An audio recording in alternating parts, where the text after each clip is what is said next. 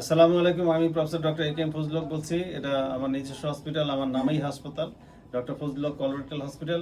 এটা বাংলাদেশের ইতিহাসে প্রথম এবং বিশ্বের দ্বিতীয় হাসপাতাল যেখানে শুধু কলোরেক্টাল সার্জারি করা হয়। এটা আন্তর্জাতিক মানের একটা হাসপাতাল। আপনারা গত 2 বছর যাবত এখানে আছেন, প্রত্যেকটা রোগী সাক্ষী দিবেন যেটা আন্তর্জাতিক মানের হাসপাতাল।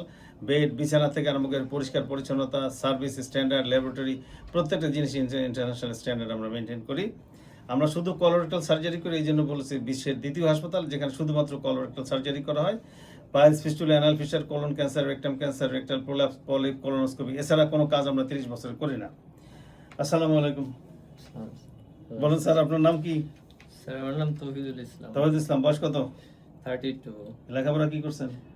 এমবিএ করছি স্যার। এমবিএ। জি। চাকরি করেন? জি আচ্ছা, আপনার পায়খানা রাস্তায় একটা সমস্যা হয়েছে, জি এটাকে আমরা বলি রেকটাম ক্যান্সার। জি। তো তাহলে আপনার কি সমস্যাটা কি হয়েছিল যে জন্য আমাদের কাছে আসলেন, এটা যদি একটু বলেন। স্যার আমার হচ্ছে টয়লেট হতো না, টয়লেট ফোটা ফোটা পড়তো আমাশয়ের মতো।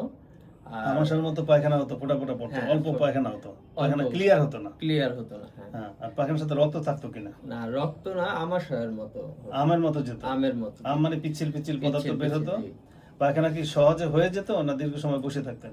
দীর্ঘ সময় বসে থাকতাম, পায়খানা হতো ওই লাস্ট 1 মাস, প্রায় 1 মাস যাবত ওই একটু একটু হতো।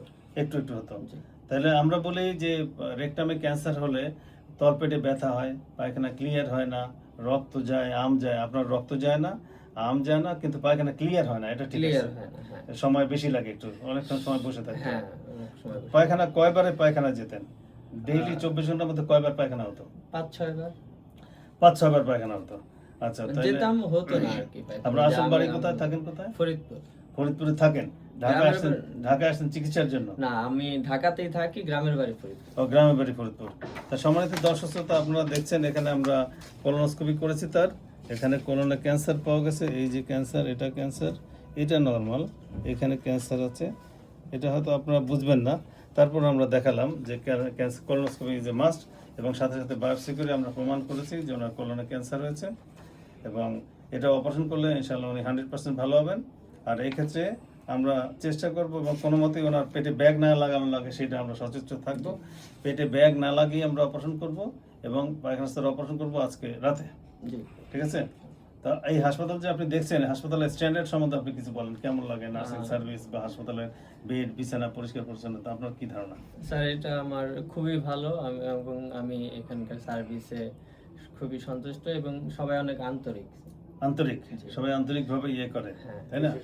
সব হাসপাতালে গেলেই দেখবেন যে বিশেষ আপনারা করে ward boy আসিফ স্যার হ্যাঁ। তো খুবই ভালো, আমাকে খুব স্নেহ করেই দেখছে এবং আচ্ছা। আমাকে অনেক সময় দিছে, আমাকে কোশ্চেন ডক্টর আসিফ আলমাস হক কিন্তু ইতিমধ্যে সারা পৃথিবীতে খুব কম ডাক্তার আছে যে ওনার সমান অপারেশন করছে।